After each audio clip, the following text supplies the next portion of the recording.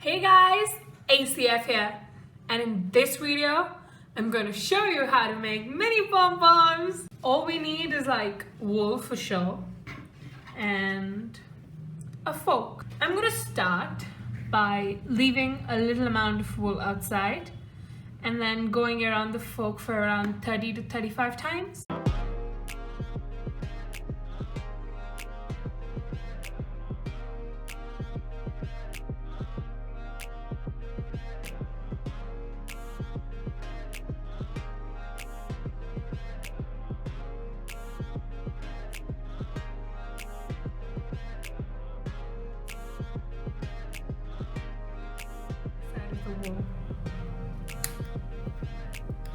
But be very careful when you're using scissors because they're sharp. I've cut the wool on both sides. I would first start by rolling it in.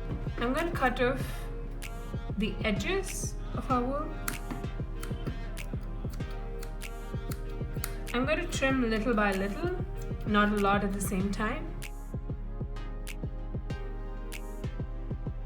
Roll this up so it would become a perfect circle, and then we're done with our pom-pom. If you like this video, please give this video a big thumbs up and smash that subscribe button for more art and craft content. Thank you so much for watching.